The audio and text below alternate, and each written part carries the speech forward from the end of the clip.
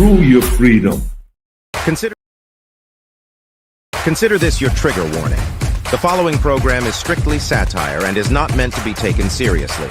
So don't get all butthurt, you liberal snowflakes, just because we skewer your sacred cows and expose all your lies and hypocrisy. Truth hurts, and so does satire. So grab a drink, pull up a chair, and enjoy the show. Well, welcome back to the Prepared Mind channel. It is January 4th. Good golly, time for Sunday Night Live. We are at the zoo, and I got to tell you, folks, a lot of interesting, weird, strange SHTF stuff going on right now. Ooh, we're still under threat from what? The Samson Initiative. We're still under threat of China and Russia. We're still under threat of Ukraine, Venezuela. It's crazy. It's crazy out there. Got to get comfortable, folks. You're ready to roll? It is Sunday Night Live, and it is your show. Super chat button right up there. And then also in the description, we've got Venmo, CashApp, and PayPal. It is your show. You guys pick the topics. We'll get you on here on the screen if you go through the super chat, and I'll make you famous. There's a lot to talk about, many topics. I've spent a lot of the weekend looking at Venezuela, but also there's other things going on around the world. So let's do this.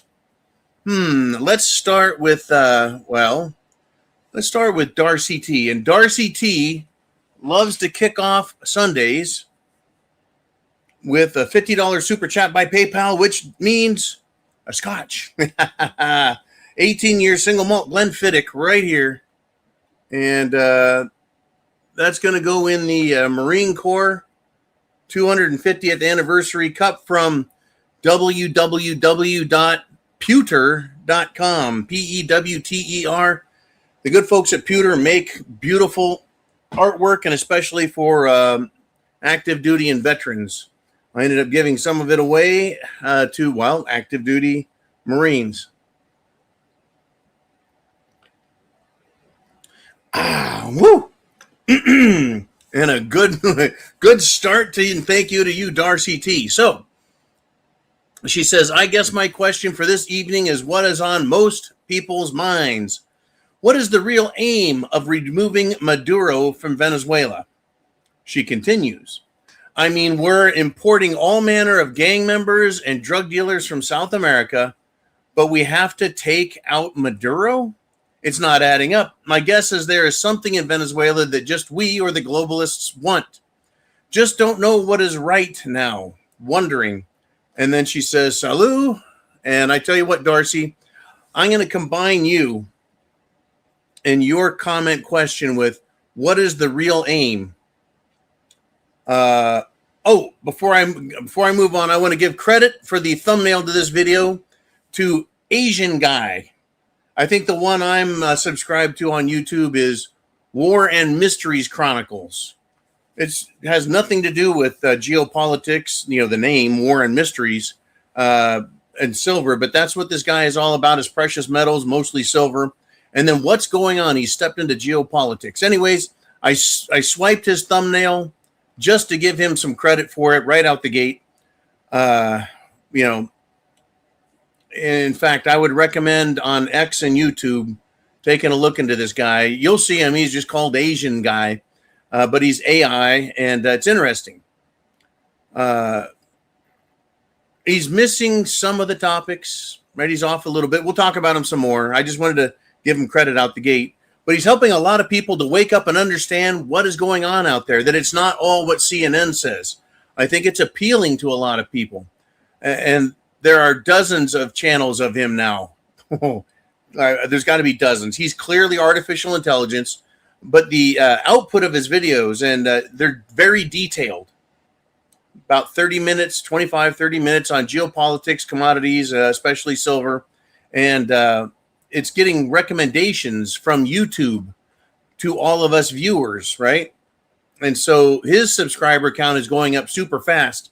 And it's pissing off a lot of people. I don't know why, but it fuels my belief that Asian Guy John, who is artificial intelligence and has at least a dozen channels, and there's also now Asian Girl, is clearly propaganda. Clearly. China is mentioned quite a bit and mostly in a positive light, while the U.S. is mentioned quite a bit and mostly, 50-50, it seems like, negative.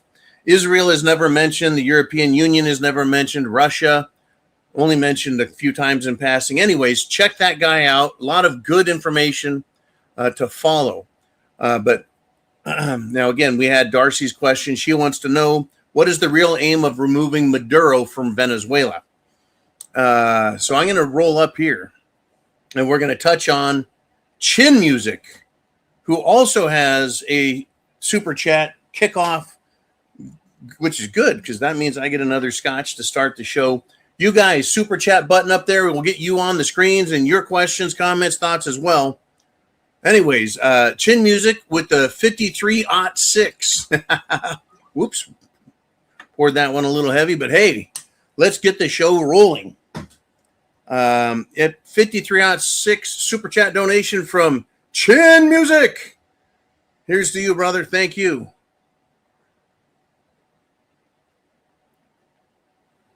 Oh, my.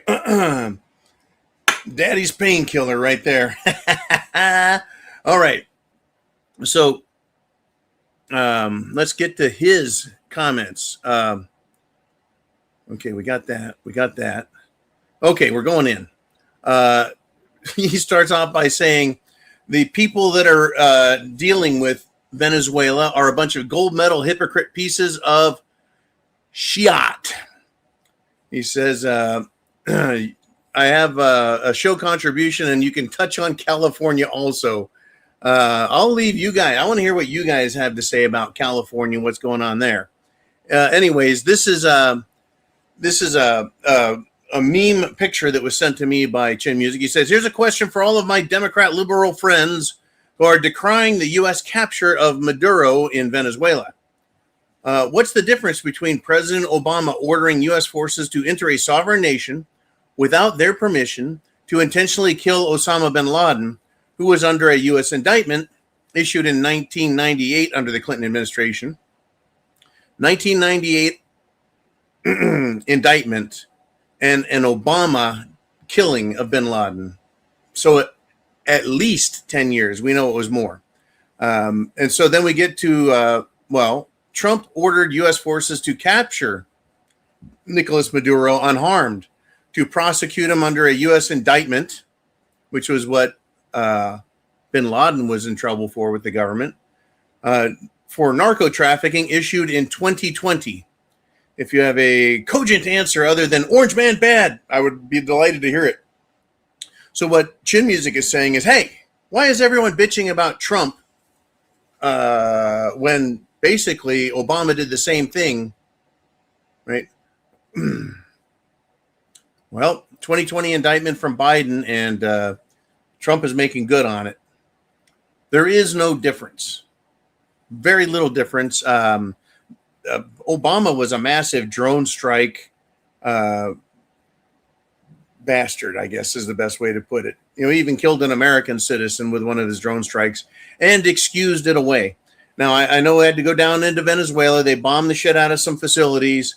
Apparently, Delta Force went in there and stomped some ass and drug him and his wife, that is Maduro, and put him on probably a chopper, get him out of there. And, he's in D.C. now, going to be prosecuted. Crazy news. There's a lot to it.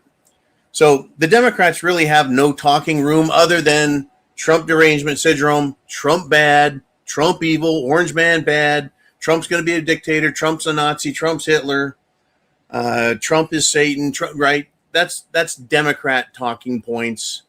It's predictable. He could belch and say, excuse me, and they would say, Orange Man bad, Trump derangement syndrome, I can't believe he just did that. The world's going to die. Carbon footprint ruined, right? So Democrats are just idiots. What I am enjoying is the criticism of all sides, including Trump, Ukraine, Russia, England, European Union, Israel, Iran, everybody, China, by conservatives, by Republicans, by Make America Greaters, by America Firsters and America Onlyers, right? Everyone who's on more of the right side of the political spectrum, watching them wake up and learn that we have a uniparty, that Trump is controlled What was once opaque, couldn't really tell, is now crystal clear. It's easy to see the control mechanisms being used on Trump. And I think we've been talking, I know Uman and I have, that for months it has become, well, from at the very least, evidence to suggest. Right? It's not bona fide. It's just very clear that Trump had the information on all the Epstein files, and his leash got pulled.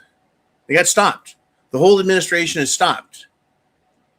And now we've got the whole nation being told you can't even criticize Israel, even talk about them, even pointing out their hypocrisy, their lies, their genocide is anti-Semitic. We have a shitstorm coming, folks, when it comes to these people. And by these people, I mean everyone in Washington, because I think it is a uniparty. And I think that's going to be demonstrated by a couple other things we're going to be talking about. So let's do this. Mr. Uman, I'm sending you a quick thing there. Okay. Back to Darcy's question. So, yeah, the Democrats, to answer chin music, is they've got nothing. It's just talking points and attack. That's it. Really, they were not intellectuals before this, and they're certainly not going to become intellectuals making based, solid arguments now. Anyways, Darcy asks, what is the real aim of removing Maduro from Venezuela? There is a lot on that, and so I think we're all going to end up touching it quite a bit. Where do we start, though? There's so much. It's really good.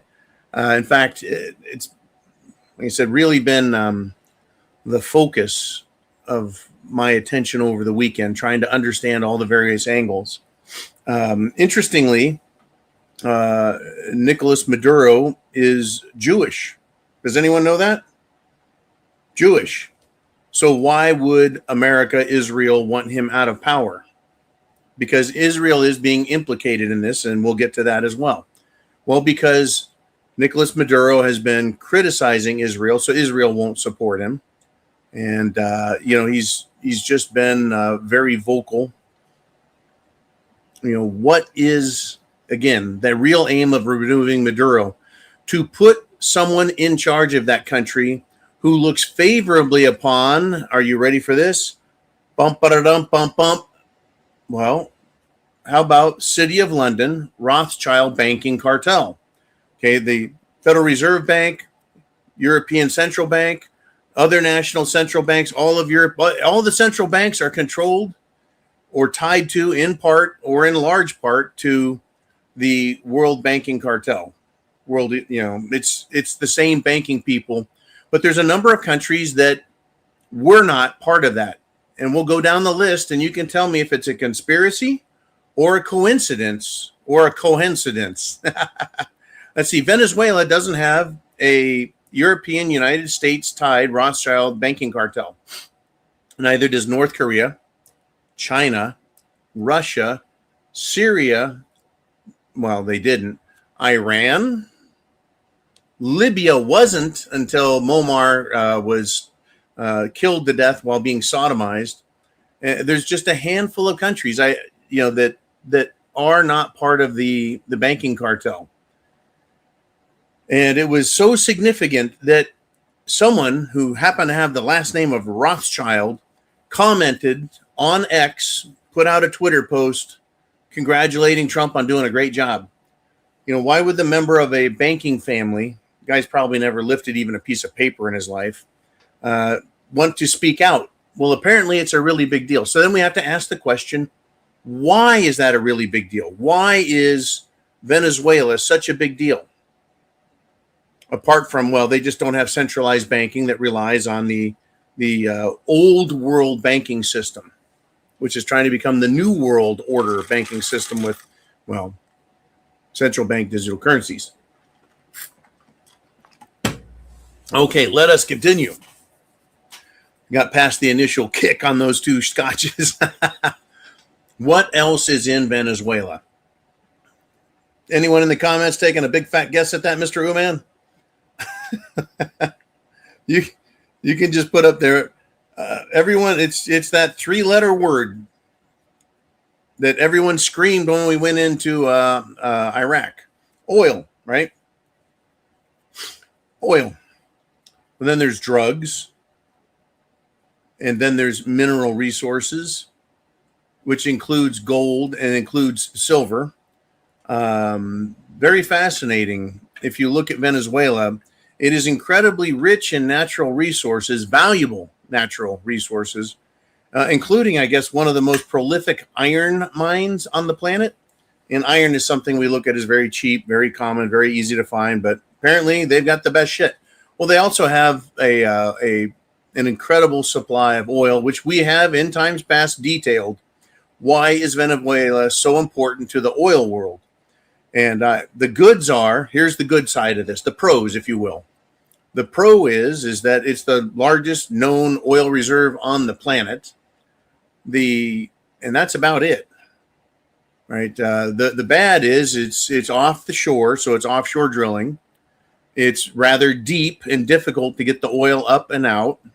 And then it's not particularly clean, so it requires a lot of there's a lot of additional steps or processes in the refining system and setup. So that's the bad side of the oil there.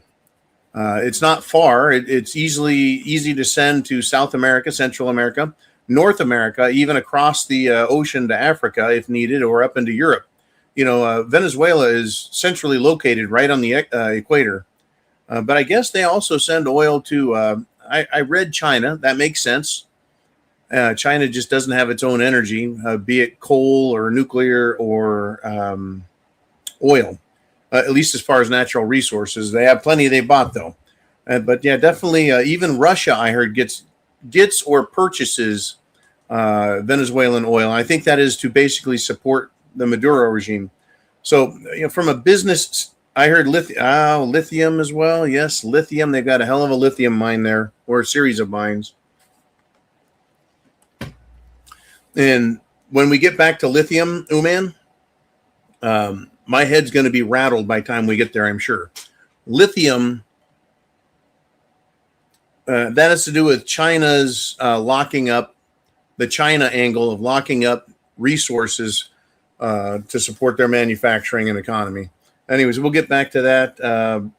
Supporting Maduro. The problem with Maduro, there we go. I don't believe you, Christina. Not buying it. Yeah, they had 850 tons of silver that supposedly was mined and refined and stacked in bars. Yeah. And then there's the Dominion. See, everyone calm the fuck down, man. Calm down. We're going to get to all of this. Just save all that stuff, Mr. Uman. We'll get back to each and every one of these topics. Why is Venezuela a big deal? Okay, we just added more to it, right? The technology. How the fuck did a bunch of idiots in Venezuela get really good at these Dominion voting machines and programs and all that? Well, apparently they're actually fucking terrible, because someone could and they did this in a court of law in the United States of America, hacked right into a Dominion voting machine right there in the court and said, see how easy these are to hack. It's not like the Venezuelan guys put in some super secret backdoor code that was difficult. An average hacker could just fucking hack in and put in a thumb drive and do all kinds of crazy shit. But we'll get to that topic as well in more detail if needed. But the problem with Maduro from a business perspective is, one, he's a communist. Two, he's a terrible fucking leader. A country with lithium, gold, silver, iron, oil, all of these natural resources, not to mention an abundance of agriculture. But the country's broke. Absolutely broke. That they, and I know that he's in the BRICS axis, right? Allied with China and Russia, even though Russia is not communist. China is only nominally communist while they operate as a fascist state. But Maduro is doing a terrible job of the country. With all those resources, they got no money. Apparently, they did bring in American oil companies. Before Nicolas Maduro became the communist dictator leader they have now, there was another communist dictator leader in there. I can't remember his name. Doesn't matter. He's probably dead. In any event, they kicked American oil companies out. They were developing the oil fields, developing the refinery capacity. You know, they were setting up the infrastructure. And, well, they kicked the American companies out. Trump used that as an excuse to say, hey, we're going to get our oil back, right? Well, on the other side, we're going to get there. Hold on to that. Leave it right there on screen. Venezuelan officials are claiming, no. Venezuela paid the American oil companies for the work they did. They didn't lose shit. All right, so Johnny Coathanger says the United States built the entire offshore oil field in Venezuela. Hugo Chavez was there before Nicolas Maduro. Thank you. He seized all vessels and platforms. That's what communist governments do, fascist governments do, and even capitalist governments. No, John, you can't say capitalists did that. Well, what do you call it when FDR nationalized the gold supply? Not just the government gold. Of course, that's already nationalized. But the American people were required through a presidential decree to turn in their gold and gold certificates, which was the paper that said, give me my fucking gold. Turn all that in and be issued new non-gold certificates, right? So yeah, all nations do that. So this isn't a surprise, especially coming from a fucking communist. What do you expect? Now, this happened back during Obama. Thank you, Johnny Coathanger. And Obama did nothing in response. And, Johnny Coathanger says, I worked in the Gulf of America offshore oil field. Then I know you understand what the fuck it means to be a redneck at sea. Roughneck. And quite possibly a redneck as well. I don't know. Anyways, Johnny, I really appreciate that, man. That's more good points. More good points. You know, this is all tying back into what the fuck is going on and why is it so important, right? You says, what is the real aim? This goes back all the way back to Darcy T, right? Chin Music was like, don't the Democrats have anything real? You know, no, they don't. It's the same old shit for them. But whoa, the rest of the world is getting a good look.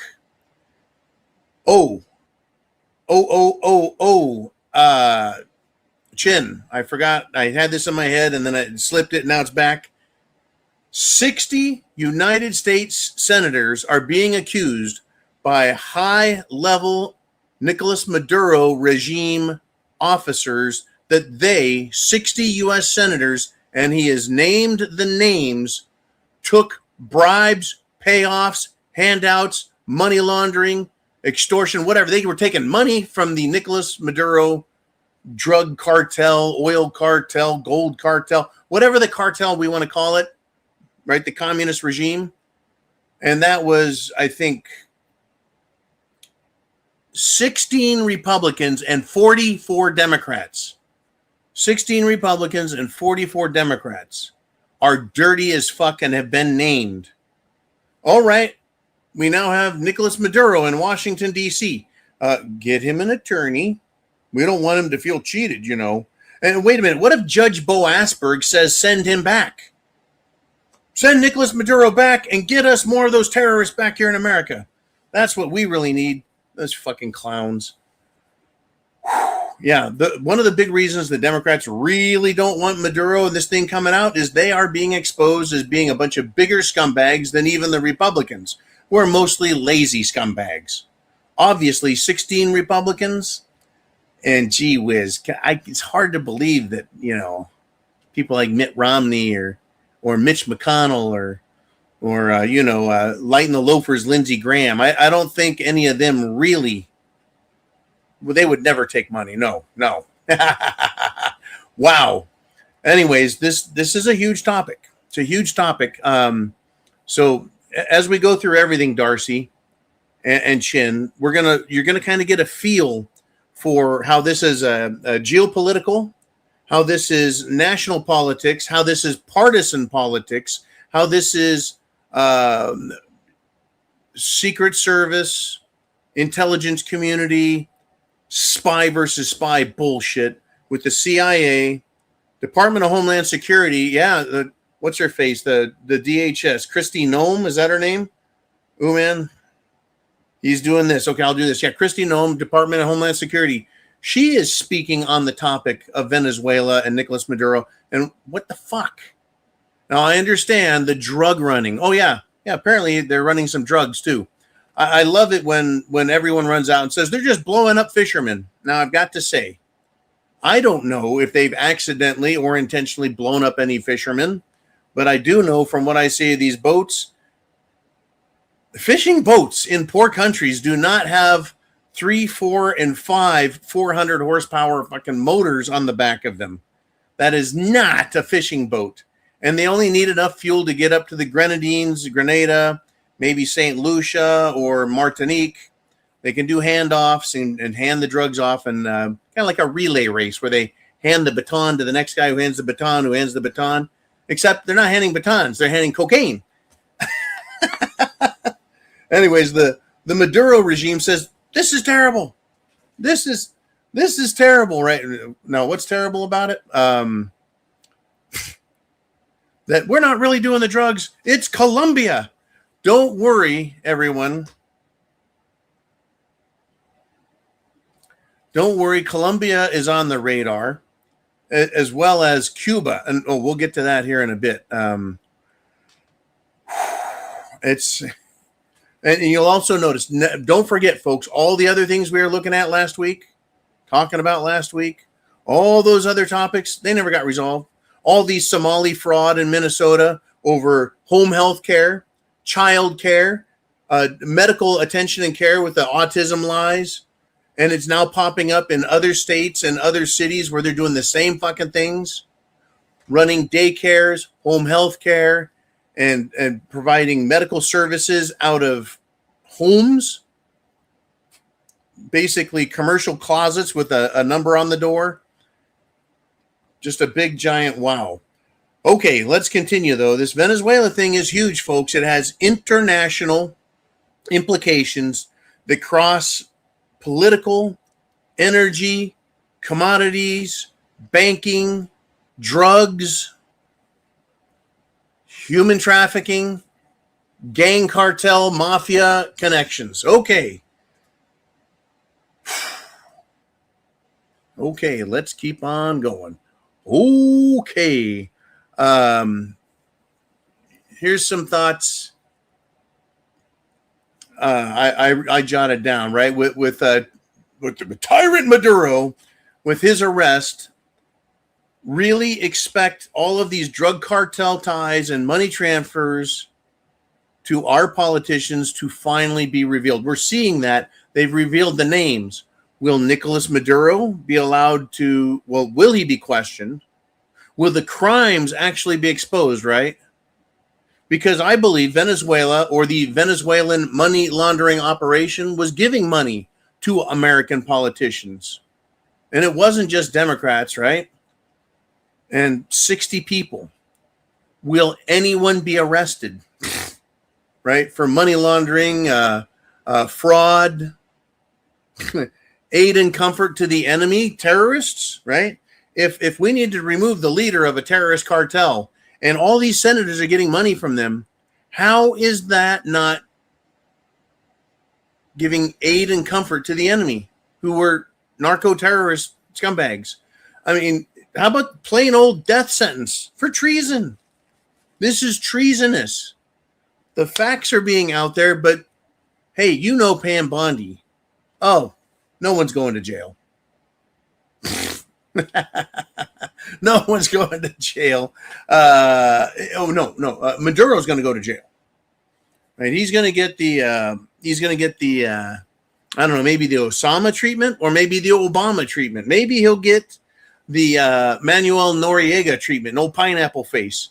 It's too late to give him the Muammar Gaddafi treatment. He's already been killed and he never got arrested. They just killed him on the street and and literally sodomized the guy to death. Why? Because he nationalized his oil, and he was going to put Africa on a gold standard with its currency so that it would quit being one of the poorest places on the planet under Rothschild banking cartel action. All right, so Pam Bondi, she's on the scene. And she is going to charge Nicolas Maduro and his wife, because they arrested them both, the leader of a foreign nation, a sovereign nation. So after invading Venezuela and arresting them, what are they going to be charged with in addition to the drug stuff? Possessing illegal guns. Yes, Pam Bondi, supposedly a Republican, supposedly a Floridian, no one claims she's Jewish. In fact, she's a Scientologist. She hates guns. So I got a gun here. It's the big middle gun for Pam. Woo! But she's going to literally charge the leader of a foreign sovereign nation with possessing illegal guns under American laws. So I'm asking the question. So can China or Russia kidnap Trump and sentence him to death or prison for life for possessing and having authority over 5,200 nuclear warheads? Because, well, China and Russia say no one's allowed to have nuclear weapons, right? No civilians. You're not allowed to have nuclear warheads. So can they arrest him and use their laws? How about Europe? I mean, well, what about this? Can Europe go down and arrest Bibi Netanyahu in Israel? I mean, they're not just making shit up. They have the International Criminal Court has found Netanyahu responsible for war crimes and genocide in Gaza. Right or wrong, love it or leave it, hate it or believe it, I don't give a shit. But can't they just say, hey, look, we're going to go down to that sovereign nation and get their leader and arrest him? We're going to go into his place, right? And we're going to kidnap him out of his house, bomb a few buildings, and then leave, and then put him on trial. It's funny, though, American presidents are immune from prosecution for their official acts. But now, I guess this is now precedent that foreign presidents can be arrested for allegedly violating U.S. statutes that do not apply to foreign citizens, sovereign nations, and politicians. Now, the drug cartel thing notwithstanding, I'm talking about we're going to charge him with a gun violation. I'm sure Maduro, folks, like I said, I'm not going to defend that guy. I'm sure he's an absolute piece of shit. He is a communist scumbag. No doubts. But really, isn't flying military aircraft into a sovereign nation, bombing a sovereign nation, and arresting the president of that foreign sovereign nation a literal act of war? So, yeah, if Europe, NATO, flew down into Israel and captured Netanyahu and flew him out, would Israel launch their fucking nukes, the Samson Initiative? Just blow all of their nukes that they're not supposed to have, that the International Atomic Energy Agency or whatever, the IAEA, they can't go check and look in their stuff. Nope. As much as Switzerland was the neutral country during World War I and World War II, Israel is the untouchable country that started in 1948 and no one's allowed to attack. Anyway. Yeah, Netanyahu needs to be careful after this precedent has been set. He's actually wanted, like I said, by the International Criminal Court for war crimes, and arrest warrants have been issued. So he needs to keep a close eye on any planes coming from Europe that could fly into and arrest Netanyahu, bomb some government buildings and leave. And the United States of America would have to be good with it, right? It's just hypocrisy, lawlessness, deception, lies. But folks, again, none of it matters. Laws, statutes, constitutions, none of it matters when it comes to the SHTF scenario that is now happening on a national level with respect to energy, commodities, money, which includes gold and Well, very precious metals like silver. Silver is now the number 3 biggest, or you say largest cap X on Wall Street. Gold's number 1, silver is number 3. The only thing bigger is the bond market, which funds the United States of America. That is bigger than the rest. Wild stuff. Now, the upshot of all of this is you and I think we can all safely say and look at. The upshot is that this is true. Might makes right. That's the only true law on the planet. Other than, God's law and do unto others you had them do unto you. After that, no. The true law within humanity and governments is might makes right. Whoever is violent and willing to kill others is the boss. And bosses fighting each other, well, that's war. Right? If one boss just crushes the other, well, then that's the boss. He's the big boss. But if they butt heads, if they decide to fight each other, bosses, they call that war. And then whoever wins whoever wins the war is the good guy. And whoever loses the war is the bad guy. Regardless of law, fact, logic, reasoning, evidence, none of that matters. The same way after World War II, Germany was blamed as the bad guy. Oh, those Nazis. Oh, the Japanese Empire, bad. Then they just have to, give us the justification for calling them bad, blame them for it, and then you can heap whatever lies you want on top. The Kaiser of Germany for World War I was blamed for that war starting.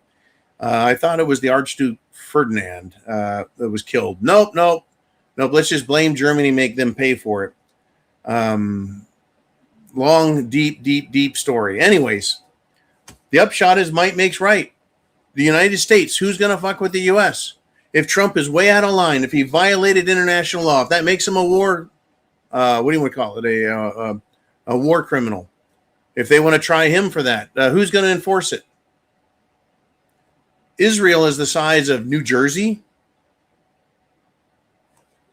like Ireland, and they can't enforce the law. Literally, the International Criminal Court can't give the warrant to some sovereign authority who can go down and get him. Right? It's bullshit. The whole thing is bullshit. Anyways, it's just going to get better. Mr. Uman, maybe we'll take a little break from this, but we'll come back to it. I can't stay away from it because it is just such a big part of what is going on. 2 months ago, you wouldn't have thought, hey, Venezuela, big part of SHTF. It was a side thought. Now it's a big deal. Big Dan the man checks in with a $5 super chat donation. Hey, we're 40 minutes into the show, folks. The topic is just huge. I want to know your thoughts. What are your opinions? Not just questions, but opinions, thoughts, predictions, second, third, fourth layer deep stuff. I'm into it all. Big Dan the man says, in Washington State, now, if you buy or sell silver or gold, you have to pay a 10.3 sales tax on it, which is total bullshit. I tell you, Dan, get the fuck out of there. Look, back years and years ago when I was living in California, I had family money to invest. And so what I did was I went over the border into Nevada and made purchases of silver there, where there was no sales tax, nothing to report, Yeah, it's absolutely ridiculous because gold and silver is money. And isn't this fascinating now? How constitutionally, that's right, in this here thing called the U.S. Constitution, gold and silver are the only things that the states are allowed to make money. Well, the federal government has stepped up and issued its Federal Reserve notes. But how can you tax money? Like if I have a $5 bill and you hand me $5 worth of gold, it is a fair exchange. There's no profit. There's no sale. It's money for money, right? Or money for currency. Anyways, it's ridiculous and absurd. And then that amount, 10.3% is fucking outrageous. Out-fucking-rageous. Washington State, California, Oregon, oh, good God, New Mexico, Colorado, Illinois, Minnesota, Wisconsin, Michigan, and then everything north of fucking New Jersey. Right, they're so damn liberal and communist. They're going to destroy themselves.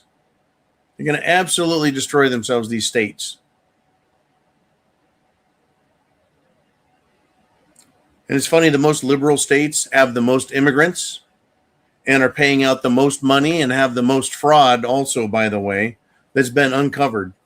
They're buying votes from these people, folks. And then they're cheating in the elections, the Democrats. And that's how they're going to maintain and keep their power.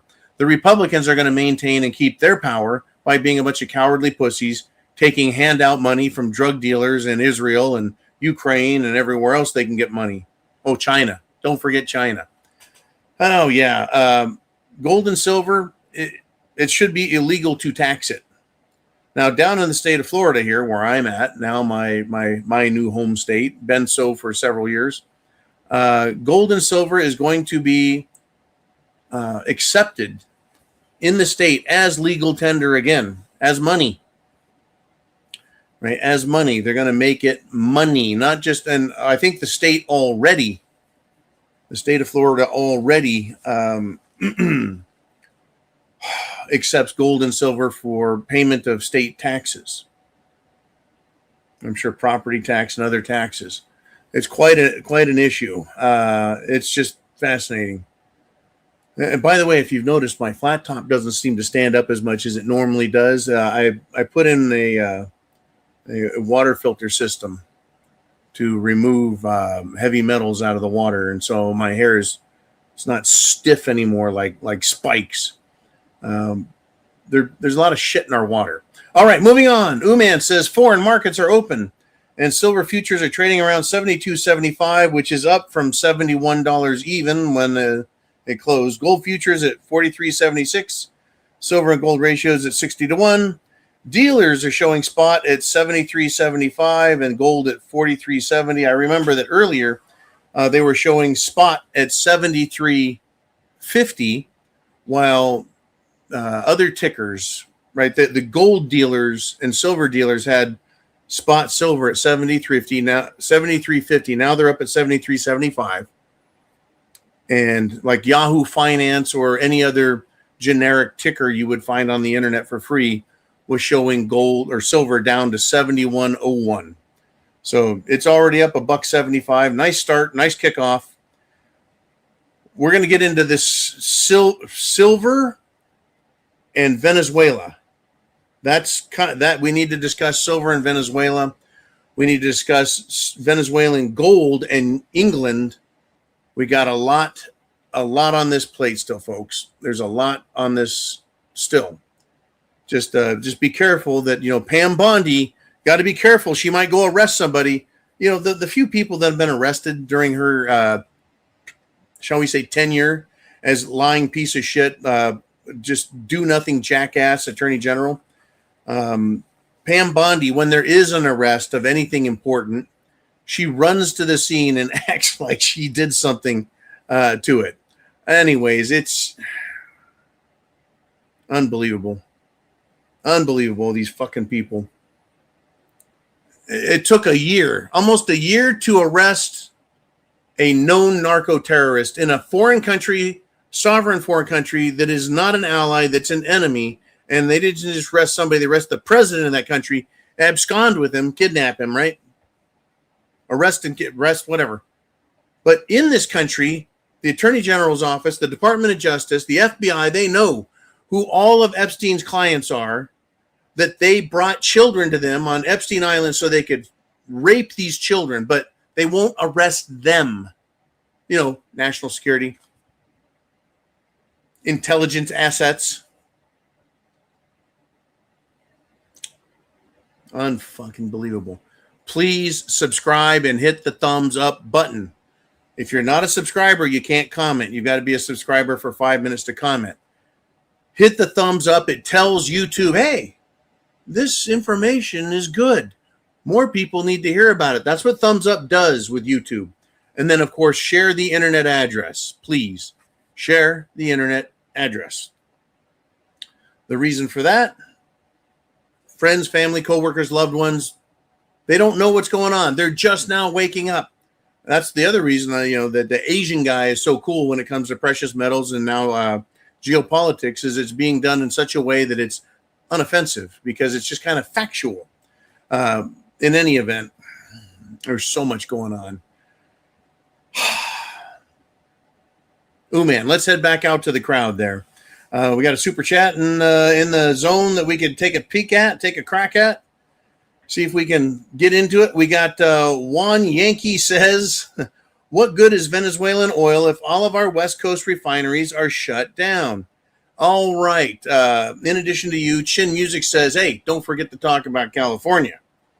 California shutting down refineries. I guess 2 of them, Mr. Uman? 2?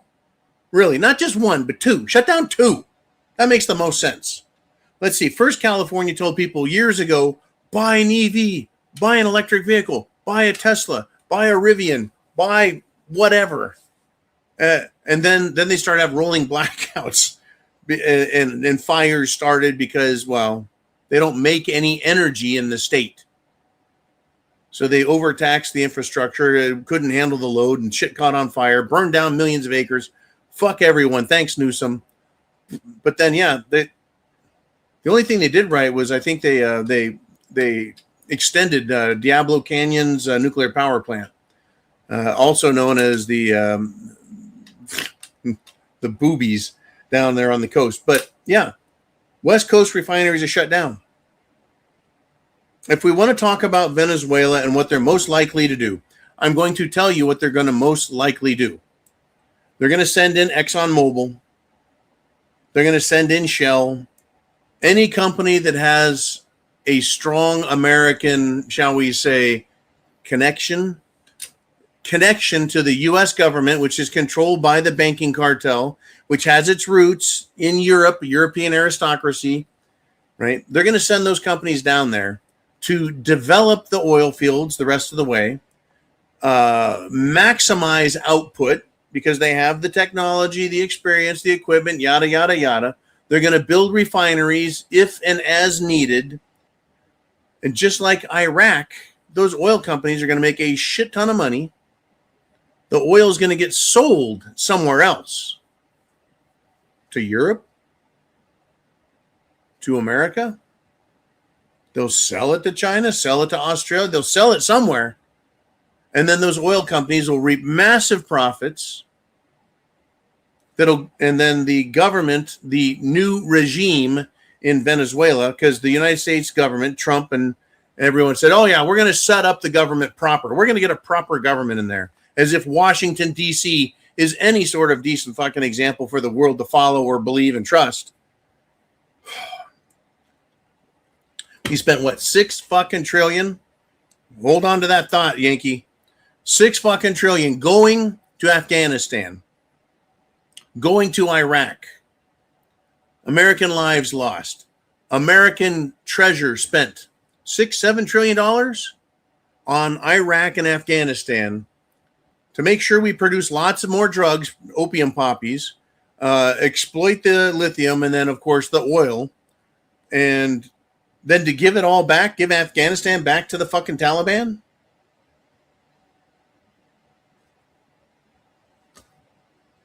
Afghanistan alone, trillions of dollars. Lives lost. Nothing for America. We left them with basically the 6th or 7th biggest fucking army militant equipment, right? They've got mechanized army now. It's like it's like number 6 in the world. That's how much shit was left behind. Got to calm the fuck down. And now we're going to do something similar and, something similar down in Venezuela. It's closer to home. Oh, that makes it better, right? We're going to spend our money, quite possibly lose American servicemen. We could end up in war with China and Russia over this, or at least a big fat Mexican standoff. Oh, but there's more to it. I've got to get there. I'll get there. But let me finish with Johnny Coathanger, who responded to Yankee Says. He says, all Venezuela oil gets processed in Louisiana and Texas.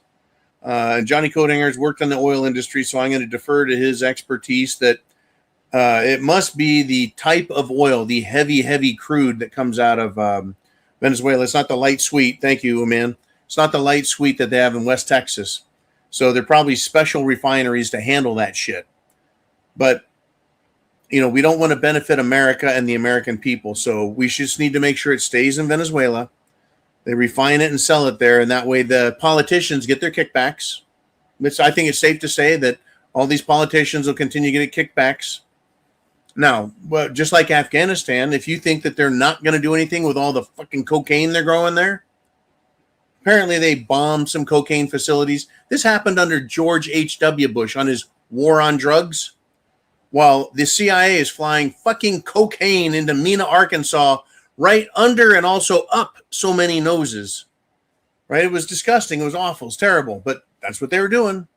They needed to stop the Colombian drug cartel from controlling the market and selling their cocaine so cheap. So the government went in there not to stop drugs, but to basically take control of them. Here we have a very similar situation. And once again, yes, the government is also looking over at Colombia going, hey, we're not getting our cut. We're not getting our cut. I think that's probably one of the most important things here is we're not getting our cut. But the banking cartels look over there and go, we're not getting our cut either. We need to be controlling the money and making the loans and profiting off of the good corporations, because that's what they do. That's what they do. Good golly. The Venezuela issue is really exploding like a starburst. Just every direction, topic-wise, is something very important that ties into it. Mr. Uman, let's see what you have next. It's Viking Boomer checking in with a $20 super chat donation. And he says, there are radical communist cells all over South Africa, SA. Could this mean another ongoing 20-year war if America puts boots on the ground in Venezuela? Yes. Well, South Africa is down there in Africa, so let me address that first. Remember when they were screaming it's white supremacy and apartheid, and it's really bad down there in South Africa when the white people were in charge, and they arrested Nelson Mandela. Then Mandela died, but then Mandela was free. Oh, South America. Well, fuck, let's keep talking about South Africa anyways. And then we'll get back to the other one. Thank you, Uman. We talk about South America so little, we don't have initials for it. Okay. South Africa, though, it is relevant because South Africa is part of the BRICS. Brazil, Russia, India, China, BRICS, South Africa. South Africa is communist. South Africa is apartheid, black supremacy, communist. Every corporation, every business, every single one in South Africa is what? It's owned 51% by blacks. They give 49% ownership to whoever else owns the company. So they have a vested interest in working their ass off and making sure that, everyone else gets a cut of the action. In any event, let's continue. So the communist angle. It wouldn't surprise me if South Africa didn't want to send its people up to fight against, these dreaded bank cartel capitalists. They're not really capitalists. But yeah, you have a lot of communism rampant, socialism and communist rampant throughout South America. Do you think for a second that these guerrilla warriors are going to transport themselves by plane, train, or automobile or boat up to Venezuela to try and build an army to repel the American military forces? My anti-communist stance says, try that, and the American military is going to take care of the communist problem. pretty quick, right? If they want to actually form a real military and meet on the battlefield. I don't think that's going to happen. I think what would at best happen is local communist groups from bordering countries could make their way in and be harassing specters, similar to how the camel humping, goat humping, desert hill mountain Arabs, or I'm sorry, Muslims, would shell American bases and American positions and forward observation posts and forward posts and all of that happy horse shit, right? I don't think they have in South America the communist Cold War stockpiles of missiles and RPGs. There's some there, trust me, but not like they have in Afghanistan, Iraq, Libya, Jordan, Iran, Pakistan. Name your fucking country that had Russian communist weapons dumped in them. I mean, they're still firing fucking steel-cased ammo out of their AK-47s that were probably built in the 50s and 60s. Shoot from the hip. Okay, so let's get back to Viking here. And by the way, everyone else, super chat buttons up there if you've got something to add to this conversation. I've got a lot more coming. Could this mean another ongoing 20-year war if America puts boots on the ground in Venezuela? The answer is yes. Yes, yes, and yes. Now, initially, there was a Venezuelan who's also Jewish, and this is the big Israel connection. They were going to pump her into control as the top dog in Venezuela, kind of like Mexico's communist Gloria Sheinbaum, who was protected and backed and funded by the Mexican drug cartels, and the United States of America is doing nothing about her, even though they're bringing drugs into America through California, Arizona, New Mexico, Texas, and any other fucking way they can get them in here from Mexico. But we're not sending American troops, Delta Force, Force Recon. Fuck, I don't know. Why don't we dig up all of the Mac VSOG guys and bring them as well to get rid of Gloria Sheinbaum, right? Jewish leader of Mexico. They had plans to put a Jewish leader into Venezuela, but Venezuela came up and said, no. We have our leader. It is not the one female, but it's another one. Their vice president. Their communist vice president is going to be the one who becomes the new controller. But it's already been released that she, the vice president to Venezuela, flew over and I guess met in the United Arab Emirates or maybe Qatar or somewhere over there to devise the plan, give out the details of how to capture Maduro. Allegedly, this is alleged, because who the fuck knows how much of this is real, stories, misinformation, propaganda, bullshit, smokescreen, plastic banana, good time rock and roll, Persian bazaar bullshit media. We don't know. All we can do is discuss the information we're given and see what really fits. So this lady heads over there to the Far East or Middle East or somewhere east of where they're at, and she cuts a deal with everybody and says, this is how we do it. This is how we remove Maduro. This is how you guys get control, and I'll be your new puppet. I guess we're going to find out who actually is going to be the next leader, but obviously they're going to be a puppet of Mossad CIA, period. I have no fucking doubts. I'm starting to question MI6 and the Vatican and their control. There's a schism in there somewhere that's difficult to pluck out and really look at, but it does exist. Now, if the person, the woman who becomes the new leader of Venezuela gets control of Venezuela and opens up the fascist business tactics and model, she'll be more successful than Maduro, who wasn't doing anything. And if she successfully keeps the country from engaging in a civil war or a communist versus fascist war in South America, if she can keep control, we won't have to put American boots in the ground. I want to know if I get another $5,000 check from Trump, a $2,000 check, a 1776 check, a tax cut because of Trump. He's promised all those fucking things in 1 year, 4 different promises. And then maybe even we'll get rid of the income tax. Bullshit on all 5. But yeah, if it gets out of hand, they would bring in American military to go, well, we've now got so much invested in this oil stuff that we can't let it go. We still have to talk about fucking silver. But what we can do, Viking, and thank you for the great super chat donation.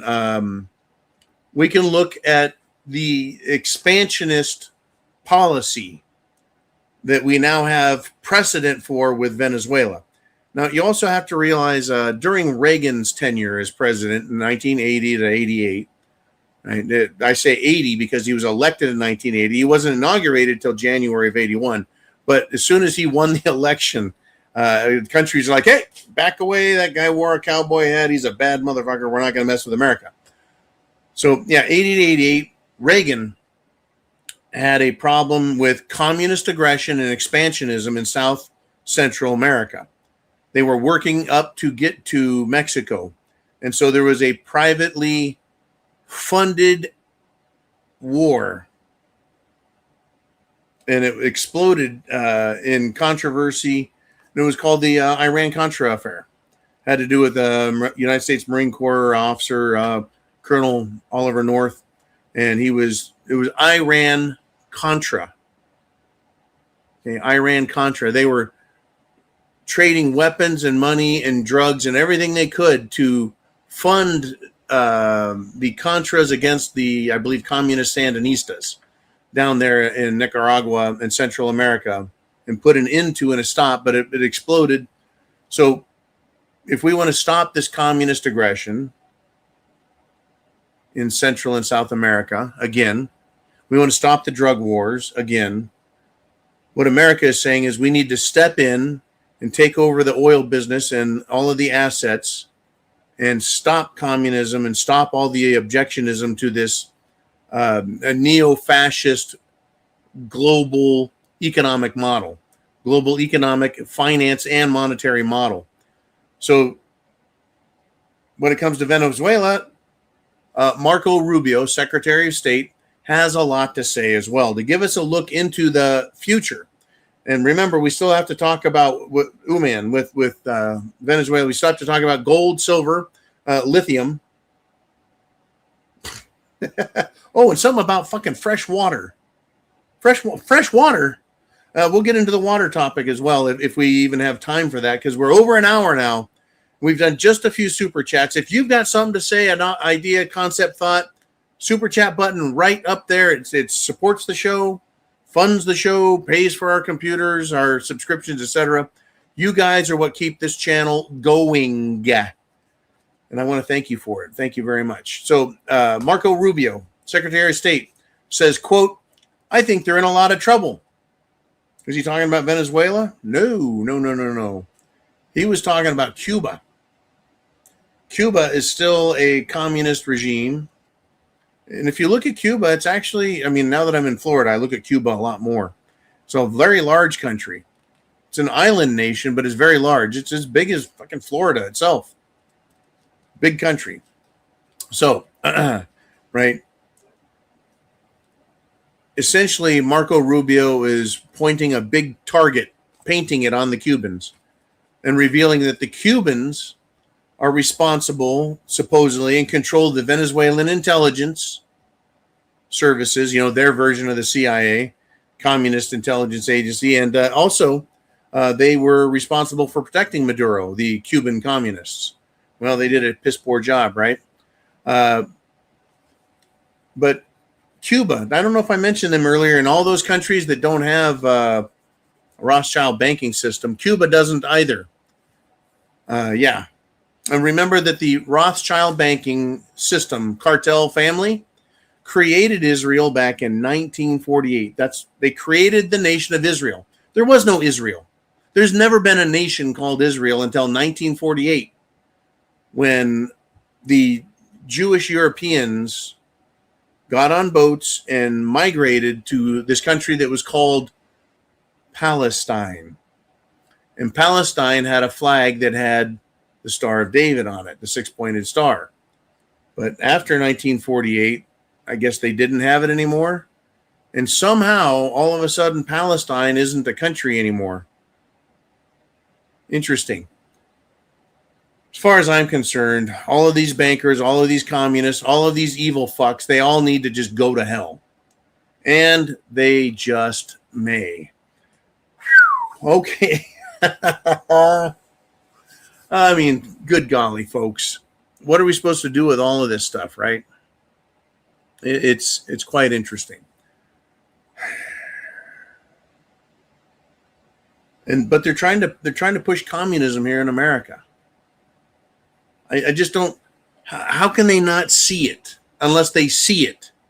Right? The best way to destroy a nation is to make it communist and import third world trash into it to destroy our culture, traditions, our morality and decency, to destroy our economics, our real estate, our businesses.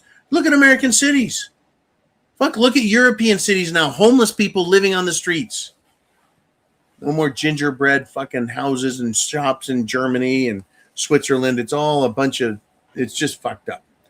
Anyways, in America, this communism thing isn't dead, folks. In fact, New York City now has a alleged Muslim who I've seen wearing the Jewish kippah and speaking with Jews. That guy, Mandami,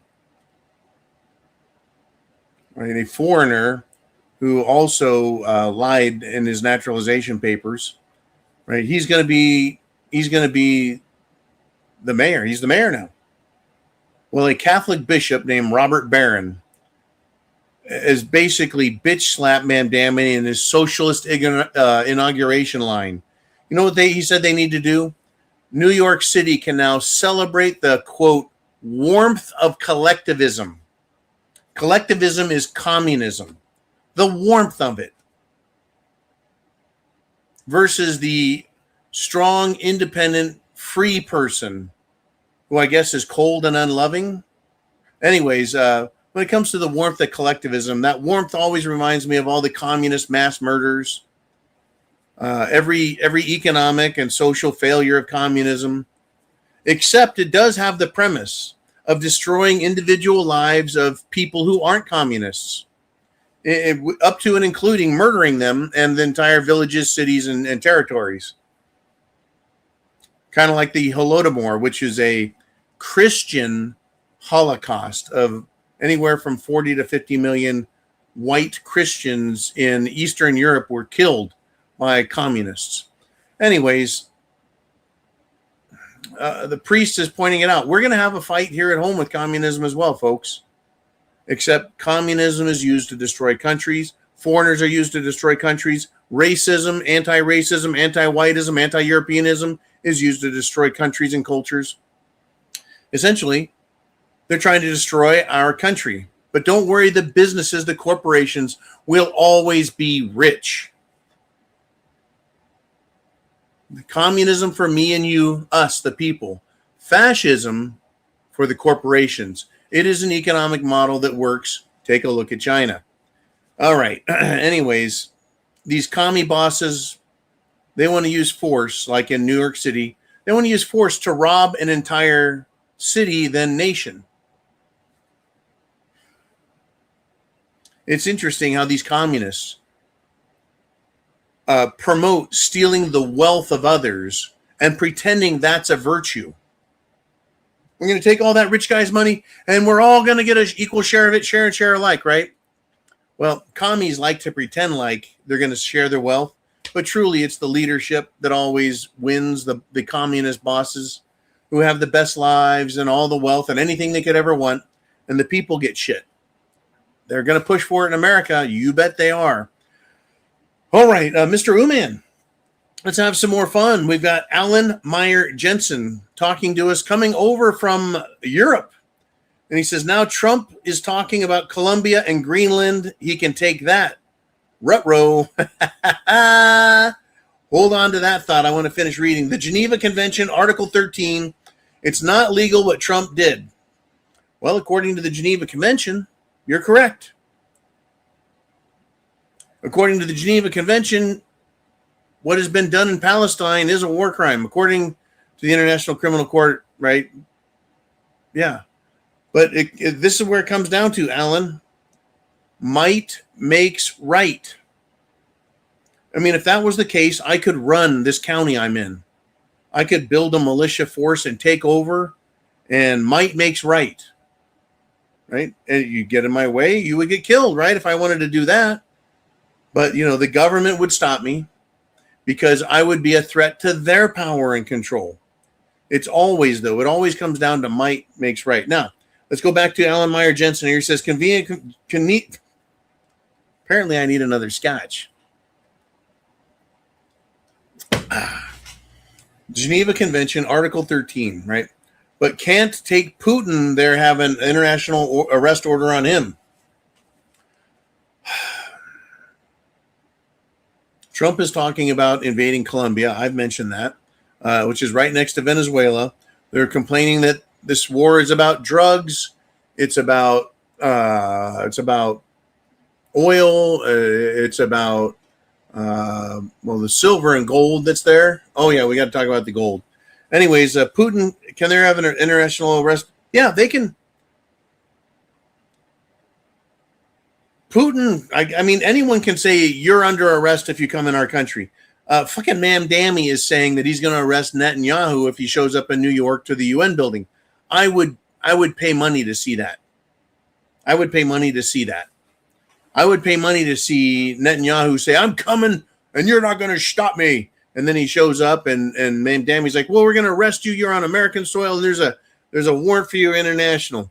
I'd pay to see that.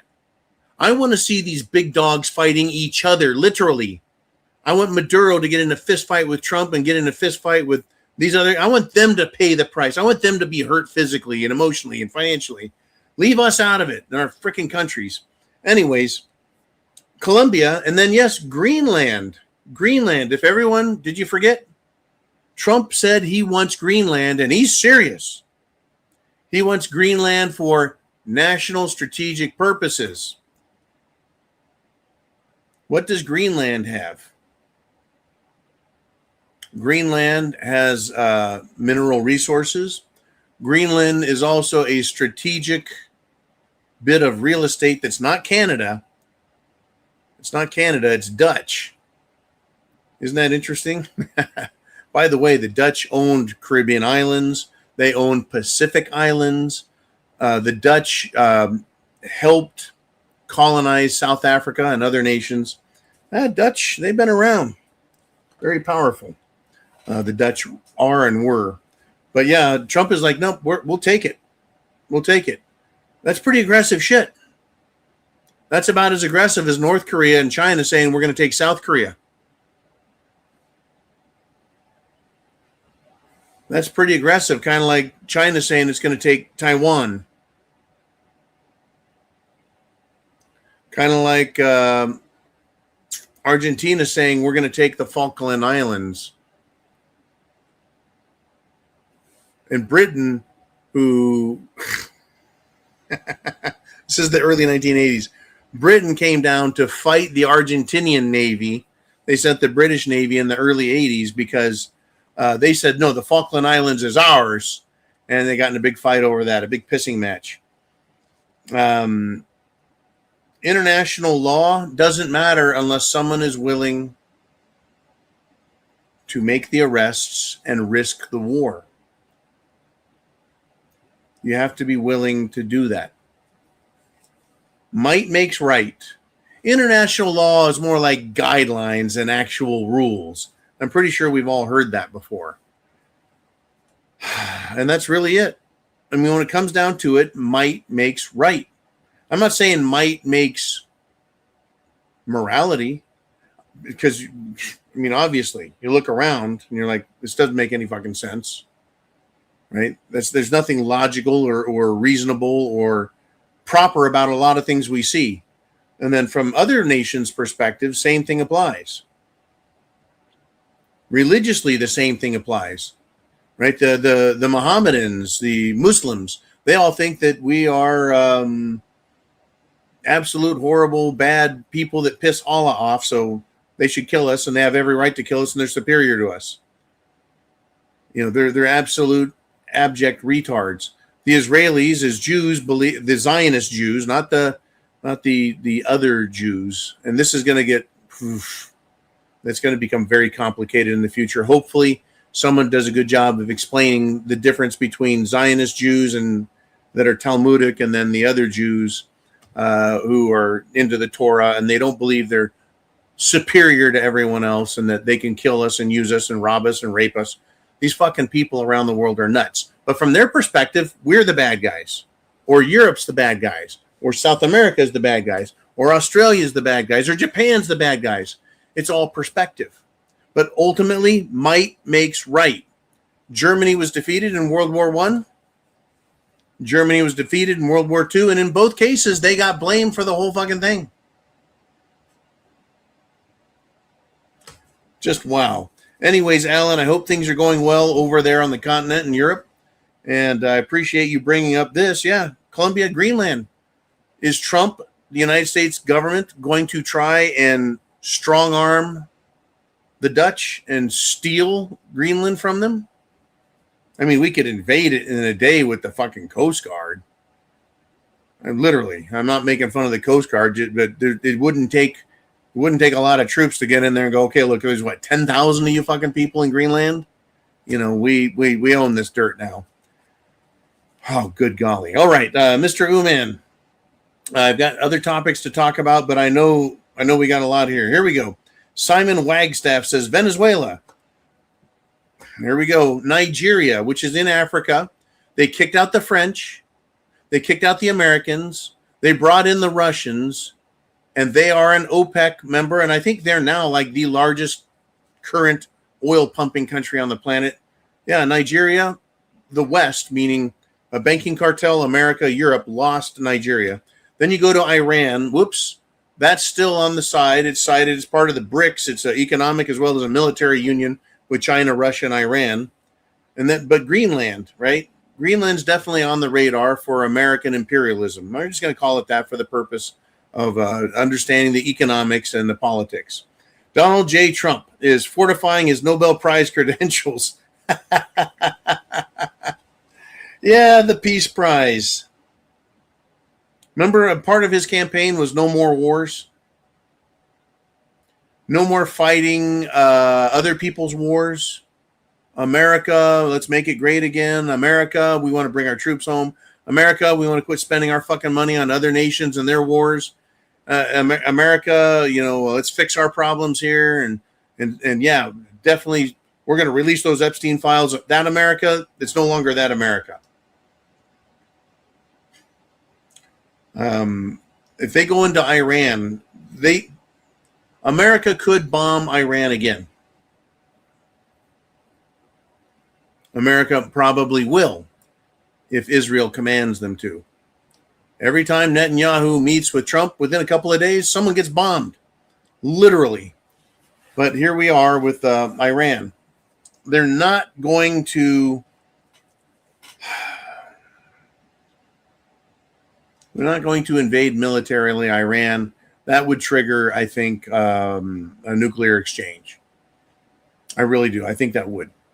That being said, Israel is fucking 3/4 nuts. But there is right now, by the way, in Israel, a lot of Israelis, follow me on this, the Israeli people, Israeli citizens, they're holding congressional hearings. They don't call their thing Congress. I think they call it the Knesset or some shit. But their government is holding hearings and people are testifying about everything that is being done by Israel that is wrong. I don't know how those people can do that and not be fucking killed by Mossad or the IDF. I don't know, but you got to say they've got guts because they know what their government does to other people. They see it firsthand, and they're saying, actually, the hearings are over. The military being ordered to stand down by the Netanyahu administration and allowing it to take place and happen. And as a consequence, a lot of Israelis were killed. And then it's resulted in over 500,000 Palestinians being killed.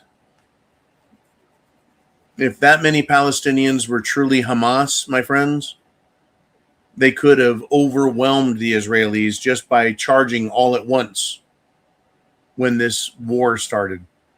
They could literally just overwhelm them and just overrun them with sheer numbers if they had 500,000 Hamas terrorists. But they don't. And that's not true. And it's all a bunch of bullshit. And every government's going to fucking lie. And the best you and I can hope for is to get enough facts and truth to understand, see where we're going, and be prepared with food, water, shelter, clothing, medicine. Oh, yeah. Self-defense. Because things are not getting better. They're getting nastier. Christina Thompson says, how much would people in Greenland love a Martin Luther King Drive or Boulevard from coast to shining coast of Greenland? Oh, yeah. Oh, that's pretty funny. Yeah, everywhere in America, we got a Martin Luther King street, drive, road, or boulevard. I don't have a boulevard here. I think I've got a Martin Luther King street somewhere in my general neighborhood. Actually, there's like 2 of them in this county. Anyways, or I think I've seen 2 of them. That was to honor somebody who did the civil rights movement. And now we have an anti-civil rights movement out there. Oh, yes. Yes, we do. Good golly, Miss Molly. Folks, it's your show. It's Sunday Night Live. Super chat button right up there, and it's yours to hit to get your questions, comments, thoughts on the screen. I'll ask you this question. Do we really need to worry about anything? Is there a risk of World War III? Societal collapse? Cyber attack? Terror attack? False flag attack? Is there a chance of that? Is the government ballsy enough going to fly in some helicopters and take out Trump? We've been told Iran wants to take out our country by sneaking up and firing some missiles at us. Is it going to happen? I don't know. Let's do this. Let's see what you guys want to talk about. Oh, by the way, we're doing great. 360 people live right here on the Prepared Mind channel, January 4th, 2026. First zoo of the year. You guys, it's your show. What do you have to say? And all of your super chats, keep the lights on, keep the studio going, keep me in spam, tuna fish, dried, rice, beans, corn, as well as spices. Make sure you have spices for your stash of food because the lights could go out. Deliveries of food could get stopped. We could have, I don't know, maybe another summer of love coming up. Who knows what they're going to hit us with. The trick is to be ready with all you need. Food, water, shelter, clothing, medicine, means of self-defense. And I know I don't pimp out our own channel enough, our own website, but thepreparedmind.club, CLUB is our website. And you can go there, and that also helps support us. If you click on items you find there that you need, and that's food, water, shelter, clothing, medicine, means of self-defense, as well as solar power, electric, battery backup, whatever we got there, communications equipment. You click on a button, you go to their website, right? That helps fund us and gets you guys ready. Get prepared. Because I don't know what is coming or how, but when it comes, I think we're all going to know it. All right, Mr. Uman, what do we want to discuss next on the channel? We got Big Dan the Man with a $5 super chat. And he says, how is it even financially possible for our country to go to war with anyone right now? We're over $38 trillion in debt and no solution in sight. Oh, Dan, how wrong you are. You're just not thinking with Washington brains. This term, I've got a term, and I've been waiting for it to come up. Dan, I want to thank you for give me one to try and knock out of the park.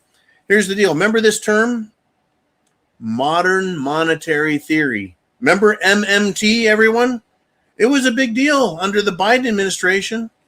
Oh, we don't need money and taxes. We'll just print all the money we need. That's how we pay for welfare and state subsidies and corporate subsidies and paying off our pals, right? Modern monetary theory. There's no end. You don't need gold or oil backing. We'll just print all the money we need and it won't affect us and won't affect your purchasing power or inflation or the value of your life. They're full of shit, right? But they were like, yeah, we can fund anything indefinitely. We'll just keep going into debt. We'll just keep going into debt. Now, my thing is, what happens if you don't pay the bank back? This is the one thing I want to think about. Why can't we borrow money from ourselves instead of from a bank? Can't the government borrow money from the Treasury to spend and get the Federal Reserve and their interest rates out? We pay over $1 trillion, I think, in interest a year back to the Federal Reserve for loaning us fresh air. Modern monetary theory. It's money printing, but it's electronic. Keyboard, right? Tap, tap, tap, tap, tap. There's $50 billion. Yeah, we're $38 trillion in debt. Oh, there's solution. Dan, great solution. I got it just this morning, hot off the presses. We're going to open the newspaper up. Yeah, by going to Venezuela, we're going to use military equipment, military hardware. We're going to burn fuel and see, we're going to spend money on that. And that's going to stimulate the economy. Because that's worked really fucking good since the end of World War II, right? All it's done is got us in more debt. Well, I know we're going to do business with countries like, well, Venezuela and Colombia, and we'll fix Cuba and Greenland and all of those natural resources, working with our strong American corporations, are going to enrich the United States government, and they can pay back that debt. I'm not buying that bullshit either. But that's what they think, is by creating economic activity, we're going to make so much money that it'll pay down all our debt and we'll all live like kings. It's kind of like saying, I put so many fuel enhancers and detergent boosters and octane power into my car that, hell, I got to open the gas tank up to let gas out. I'm saving so much. We're making gas driving down the road. This shit's so good. It's the same idea. What makes money and the world go round in a proper fashion is taking stuff out of the ground, be it food or mineral or metal, and making stuff out of it, adding value to it with human labor and ingenuity, and then selling it to someone else who has their type of ingenuity and type, right? And the government leaving us the fuck alone and stop taxing us. Imagine how much money would stay in our economy if we weren't paying 40, 50, and 60% taxes.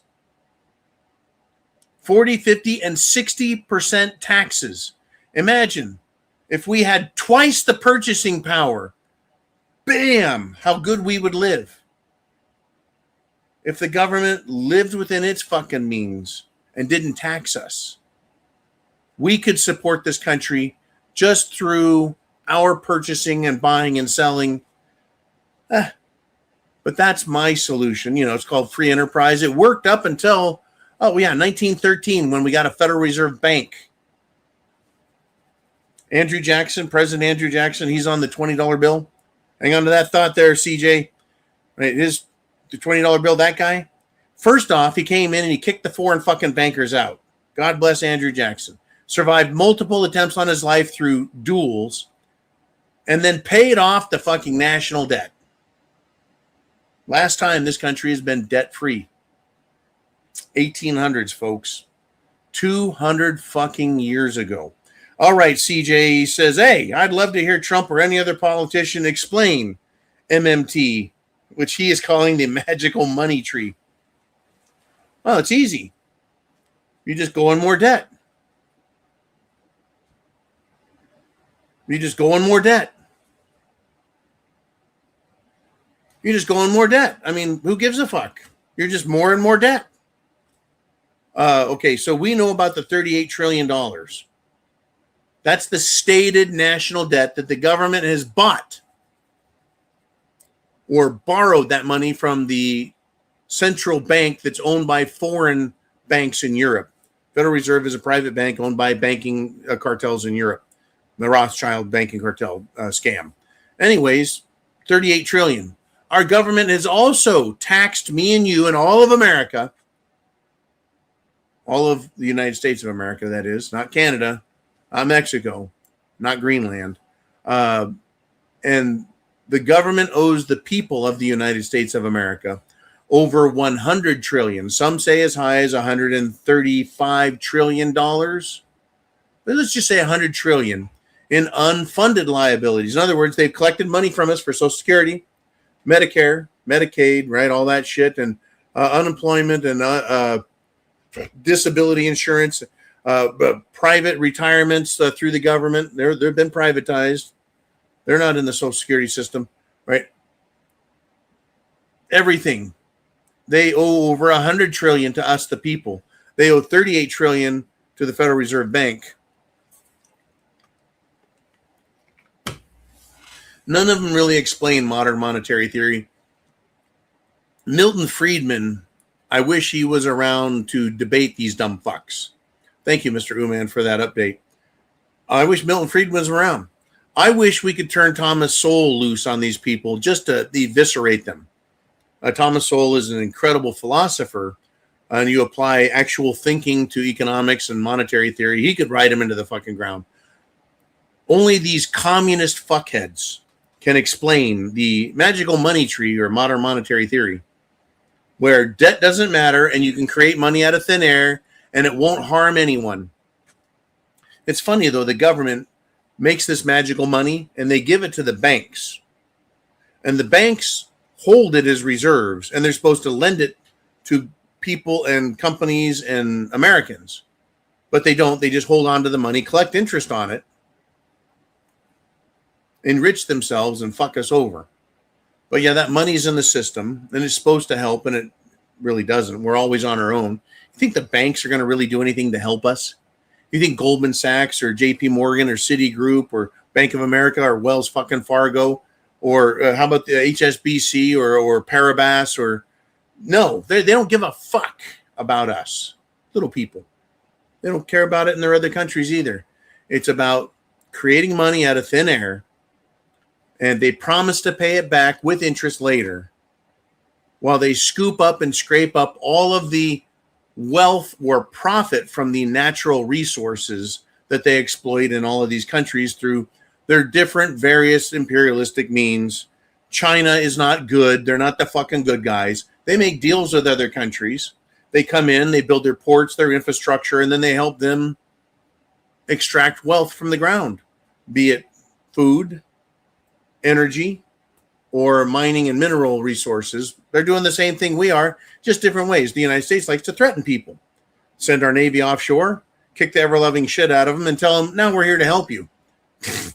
Right? Whereas the Chinese do it a little differently. They're more cooperative. Would you like to make a deal with the devil on something like you're really going to win? No. You're making a deal. You're going to live good for a while, but then you got to pay the fiddler, as they say. So all these countries doing business with China and Russia, good luck coming out ahead on that. Not saying they're evil, but I'm saying they're evil. All government is evil because all government uses its one authority. Might makes right. Might makes right. Oh, well, let's get into this shit. Thank you, CJ. I'm gonna go right back over to Venezuela and gold and silver and China and America and Europe.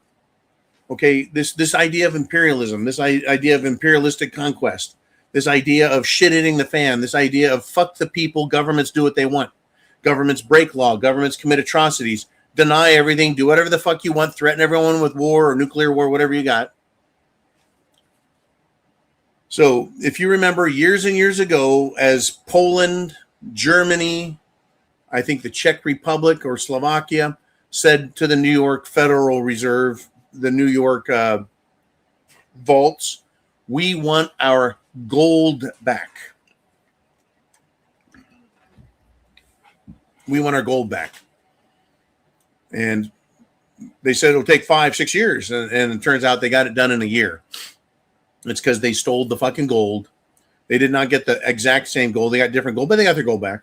Venezuela stood up and said, hey, London, we want our gold back. And London was like, fuck you, you don't get it back. Okay. Venezuela is a very resource-rich country. A lot of gold and also a lot of silver. I believe they produce, I think the number I read was 10% of the world's silver supply. That sounds very high to me. That sounds high because Mexico is number one and China is number two. And I believe Peru. Who's number one? Do you want to come on here and just say it, man, or no? Yeah, I think it was Venezuela is responsible for something like 12%. But Mexico is the biggest producer in the world. China's number two. Venezuela is like top 5 or something? Somewhere in the top 5, yeah. Yeah, I know Peru is huge also. They may be number 3, but Venezuela is right there. All right, man. Thank you for that. He was giving me a lot of hand signals, and I'm kind of hand signal retarded. I know just a few symbols, right? Like that's good, or that's A-okay, or go fuck yourself. That's my sign language. Anyways, yeah, thank you, Mr. Uman. So Venezuela has this silver. Allegedly back on December 23rd, so that's very much prior to the U.S. invasion, that a bunch of Russian heavy transport tankers flew in, and also several heavy Chinese tanker airplanes. The Russians have the most powerful of all. I think their version or their giant tanker plane is even bigger than our C-5 Galaxy. In any event, supposedly removed 247 tons of silver. So if Venezuela does produce that much silver as well as gold, that's incredible. But they took it out of the country, allegedly. The reports are very scrambled. Getting the facts and the truth and the whole truth and nothing but the truth is literally an impossibility. But if we understand that Venezuela is very rich, that makes a lot of sense. So China and Russia absconded with let's just say 450 tons of silver. They're gone. Well, next year's, by the way, all the mines are shut down in Venezuela. That's the other thing that's being reported is all the mines are shut down. Gold mines, silver mines shut down. So they're not producing anything. There is a commodity war going on right now. It's part of the global New World Order, World War III shit it's the fan scenario that's playing out and is mostly nonviolent. By the way, we're at 365 people live. Share the internet address up there, folks. Get people to wake up. Back to Venezuela, precious metals. As of the 1st of January, and today is the 4th, China is now requiring an export license and permit for any large refinery in China to send silver back out of the country. So they bring unrefined fines and sludge. Basically, it's the refined paste or their doré bar, which is a partially or semi-refined product. They send that to China. China is responsible for 60 to 70% of the world's silver refinement. So all these countries have been sending, a lot of countries, silver to China to be refined. Well, silver can no longer leave China. I don't know if that includes material that's sent there to be refined from other non-Chinese sources. We're going to find out. It's creating a shortage. Silver is absolutely critical. Now, it is a critical mineral finally listed in the United States. They decided to let the cat out of the bag. Yeah, we kind of need that silver stuff. Yeah. Solar panels, electronics, medical equipment. Did I say solar panels? And now we got battery technology, computer boards, computer chips, any high-tech stuff, the space industry, nuclear reactor industry, it all requires silver. We produce as a world approximately 800 million ounces a year. The world consumes approximately 1 billion ounces a year. There's a shortfall of about 200 million ounces a year, meaning stockpiles have been, well, being taken. Now, there are government stockpiles or stockpiles in trading centers for ETFs. Those are exchange traded funds, investment funds, that if you were to buy some of their stocks, they would go buy silver, physical, bring it back, put it in their vault, and say that is our silver. We own that. And that is because people invested in us, so we invest in silver for them. But the people actually only own paper, and the government can confiscate whatever they want if it was needed. Crazy world, folks. Crazy world. But Venezuela, tons of wealth. And I think the United States of America and the banking cartel of Europe, they don't want that silver being controlled any longer by China. And that's why they wanted to take Venezuela. Like I said, it also has gold, and a lot of it. The banks are loving the gold right now. Gold is ready and set and taken off. It's going to go to new highs coming up here. It's pretty interesting. It's already at $4,400 again, and silver is up at $74.60 as we speak. It started out the show at $71.01. So it's rising at a pretty steep rate. The number to watch, Mr. Uman, is $75. Will that cause the short squeeze? And the other problem with that is, margin calls. Those are coming. Venezuela, it's about the oil. It's about the gold. It's about the silver. It's about the iron. Oh, and water. Apparently, there's just a lot of water down in South America. Fresh water. We're like, water, man. Who the fuck wants to fight a war over water? In the early 1900s in Los Angeles County, there were literally water wars over what water was available and who had a right to it. You know how it came down? You know who had the right to the water? The people with the most guns. People were shot and killed. Water wars. Might makes right. If you're willing to die for it, it's yours. Unless the other person is willing to die for it and they're willing to fight even harder. It is incredible what's going on in this world right now. It's about money and what is money and who has it and who controls it. It is about resources of food. Who has it, who controls it, what is healthy food, what is shit GMO food, right? Resources like commodities, right? Useful commodities, food commodities, mineral commodities, metal commodities. Venezuela has a massive iron mine or mining system. I mean, a lot of the mines up in North America and in the United States of America, they call it the fucking Rust Belt. Right? It's not exhausted, but right, iron. Anything that comes out of the ground, valuable. That's what the war is over. It's over controlling money and ownership and controlling the profits of natural resources, oil, metals, food, energy, uranium. By the way, that never left the grid. Israel, sorry. Venezuela isn't in the nuclear energy business. Nuclear weapons, that is America, Israel, England, France, Russia, China, North Korea trying. Japan, I'm sure, has some. Right? That's scary stuff. Nuclear energy is something completely different than nuclear weapons. And Russia is the linchpin to that. Russia can cripple us at any time. China is going to do what they can. China wants to threaten the world with their nuclear weapons also. Russia can still outbomb the living shit out of everyone. Israel claims, or there's claims that there's enough of them to start a nuclear war and then make sure the earth is incinerated. They're all fucking psychopaths. The only one, I think, in this entire planet who has exercised common sense and restraint has been Vladimir Putin. They just had another fucking attempt on his life a couple weeks ago. And he hasn't, to my knowledge, responded.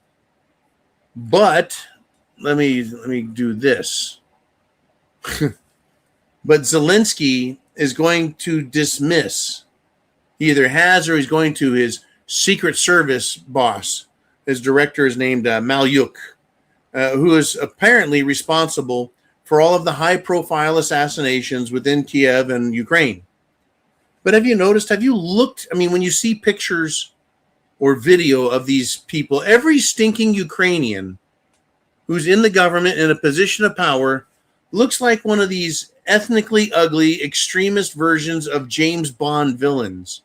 They're all the same. They all look like they're fucking crooks and fucking murderers. They all look like they would murder anyone for a nickel or a penny. Am I a racist for saying that? Oh, yeah, the Slavic people. No, just the ones in power. They're the ones who look like fucking mass murdering thugs. All right, folks. Hey, folks, we're 90. We're 105 minutes in on our 120-minute show, right? We're over 9.5 hours, almost to 2 hours. We've got a lot to talk about. Oh, man, who's up next? We got Luke Thompson. He says, oh, yes, fresh water. Locally, data centers are taking over the water supply. Yeah, these artificial intelligence data centers are consuming fresh water. What's funny is nuclear power can create fresh water, but data centers are going to consume it. Why can't they use the water in cooling towers to cool, but then you don't lose the moisture? You recover the heat out of that. Years ago, when working with the California utility services, I got into trying to help them with our energy consumption problems in Northern California. And there's this type of heat pump, if you want to call it that, or a heat transfer system called a binary energy recovery system, where you take something hot, you extract the heat out of that and use that to power turbines to create energy. In other words, you recover the heat out of something and you run it reverse into an air conditioning system to boil gases. Anyways, these fucking people could not lose that water, but they're fucking stupid. They're lazy. They don't give a shit. Fuck the people. They're going to steal the water. And remember that Nestle's, that company called Nestle, don't buy their fucking chocolate. I recommend, and I don't care who owns them. I don't give a fuck who owns them. Boycott the fuck out of Nestle because they think they can purchase the water in the Great Lakes and that no one else can touch it or use it or consume it. Kind of like our local cities, the communist cities around the country, tell people, you can't collect rainwater. The fuck I can't. Oh, no, that water's not yours. It fell on my property. Yes, it is. No, you're not allowed to capture it or use it in gardening or nothing. What are you fucking talking about? All it does is go down, get into a storm drain, and go out into a fucking pond or into a river or into the ocean. But you can't touch it. It's not yours. Folks, government, might makes right, even on the level where you and I are at, the small level, way down at the bottom. Just as little people. Might makes right. They'll send a cop out to your house with a gun, stick it in your fucking face, and make you do what they want. Or arrest you, throw you in jail the rest of your life, scare all your fucking neighbors, friends, family, so they're like, hey, you don't do that. You don't question authority, right? You can't fight City Hall. Actually, you can. And there is a huge grassroots movement right now building up. Preppers, patriots, wake up. There is a huge grassroots movement. One of them is fuck the taxation. Go to your employer, and I'm not telling you to do this, but look into it. Go to your employer and say, I want you to withhold no dollars. Zero federal income tax withheld from your check. Find out how much that is, of course, and you would save and hold that money in a bank account. And at the end of the year, then you pay taxes. Right? Because right now, you send way more money than you're supposed to. The government gets your money, gets to use it tax-free, interest-free for them. And then at the end of the year, you do your paperwork and go, fuck, I overpaid. Give me back $1,000, $2,000, $3,000, $5,000, $10,000, whatever tax bracket you're in, right? That's their fucking racket, is taking our money, interest-free, using it, giving us a little bit back and saying, see how good we are? We just gave you money. Well, there's a tax movement that says, don't pay them any. Wait, save that money in a fucking account, and at the end of the year, do your taxes and send them a check. Then you're still paying taxes. But you don't have withholding. The other movement that is out there is a militia movement. It is quietly building, not just a tax revolt, but an overall patriot movement preparing to take on these communist fuckheads, right? These lawless government people at a local level. At a local level. At a local level, people can fix their problems. Taking a whole state, that takes a much bigger militia force. Anything too big and the federal government will be there like that. Oh, no, you people, you're not allowed to make decisions for yourself. We're the government, and we're here to help you. We'll fix those problems and return law and order and arrest those Epstein people. Bullshit. All right, let's continue if we shall. Ooh, man, who's up next? We've got Redneck Roughneck, and he says they go into all these countries, and they always install a democracy and never a constitutional republic like we have, then say we freed the people, but did they really? No. What they did was they removed an uncooperative political regime from a country. Transplanted, eliminated. And they replace it with their own version of a democracy. Right? The people get to vote. They get to vote just like America for a candidate that serves the rich people, the banking cartel. That's who the people get to choose from. Do you want socialist light or socialist heavy? Both of them are fascist tools of the banking cartels. They don't really get a country. The question is, can they learn how to run a fucking country and make it profitable instead of being a bunch of greedy, selfish, thieving pieces of shit? But the people they put in charge are just that. So they'll never do well. They'll never run the country properly. Just like in Mexico, Mexico is an extremely rich country. You can just ask Carlos Granados if you want.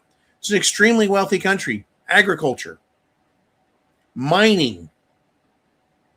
And they have a wealth of people who are hardworking. I'm not talking about the drug dealers and the criminals, but it is the drug dealers and criminals that run the government by giving their money and using terrorism and drugs to control the government. Right, Sheinbaum? That's right. The president of Mexico, Gloria Sheinbaum, class act. You see, another example of someone who's in power, has supreme power over a country that is mineral rich, and they can't keep it from being a third world piece of shit country. Don't worry, they're going to bring America down to that. They're bringing Canada down to it. Europe, England, Australia, you bet. Japan, I think, is going to probably fight the hardest because while they've been westernized as a culture, and I love the Japanese people and Japanese culture because it just makes sense. But they are heavily westernized. They've incorporated a lot of Western tradition into the way they do business and think, obviously dress and technology. But they're going to fight this fucking ridiculous woke DEI, diversity is our strength bullshit. And I can't wait to clean out my state and help you everywhere, all of us, clean our states out of these un-American pieces of shit. All you got to do is walk down the street, house to house, door to door, knock, tell the people to come out. If you aren't American, get the fuck out. If you're American, thank you very much. Go back in your house. Right? These people are fucking evil terrorists. Just how I see it. Mr. Uman, who's up next? We got 6 minutes left in the show. If you got something to say, say it. And Boomer is back with his number 2 super chat of the day. And he says, it's amazing to see that millions from warmer climates come up here to freeze just to live off of the free stuff. He's talking about Canada. This shows they have trouble surviving in the warmth. They don't match the snow either. Yeah. All these people are Somalis and Pakistanis and Indians and Bangladeshis and fucking Laotians and people from the Persian Gulf area, Northern Africa, Eastern Africa, Southern Africa, Central Africa. They come over. They go up to Europe as far and as high as Sweden, Denmark, Norway, Finland, to all these peace-loving people just to trash the country. Canada is full of the most polite people. Even the assholes are polite, except for these foreigners. They come to North America, and they're not so much, well, they're in the South, but they're really taking over northern states. If they can't survive in warm or tropical or comfortable climates where there's lots of mineral resources and lots of oil, they can't figure it out. How do they expect to get along in Canada? But there's just, or Northern Europe or United States of America, the only way is by living off of us. So they go to these awful fucking climates. I mean, look, down here in Florida, the snow geese, the snowbirds from Canada come down here in the winter to get away from Canada. During the winter, it's so fucking cold. You know, the Norwegians and Swedes, they're just flat ass crazy. And the Danes and the fucking Finns. Look, I went down to Orlando. They had this show. This is the last weekend, I think, at this crazy ass convention center in Orlando. They had every scene from the claymation cartoon Rudolph the Red-Nosed Reindeer. You know, from Burl Ives the snowman to the deer to Santa and Cornelius and the fucking Bumble and all of that shit, right? The elves with the funny noses, the lion and the misfit toys. I went to that. And when you go in, they say it's going to be 9 degrees in there, right? It's frozen. Everything is sculpted out of ice. An entire like fair is sculpted out of ice.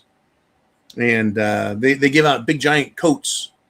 I went in there with fucking flip-flops, shorts, and a T-shirt with an unbuttoned Hawaiian shirt. And that was what I wore there. They can't deal with the cold, these foreigners. There were a couple of groups of people from foreign countries. They were very brown. They spoke decent English. They were very friendly to me and nice and polite. I have no idea who they were or what country they were from, but they asked me to take a picture of them. They handed me their camera. You do that. But they also said, how can you stand in here in this cold, 9 degrees and colder, and not be cold? I just said, genetically, I'm from the Great White North, right? And so this to me is nothing. I got to tell you, it was frosty and chilly. It was below freezing, but yeah, flip-flop shorts and the Don Johnson T-shirt and you know, Hawaiian shirt over it. In any event, they have trouble surviving in cold. Why they want to do that? Just to get some dollars? Well, trust me, there is more to it than this, Mr. Viking, and that's the point I was getting to. Is it's not just the free stuff. They're taking over the governments. Right, they're taking over the government in Canada, your country. They're taking over the government in England, Scotland, Ireland, and Wales. They're taking over the governments wherever they can.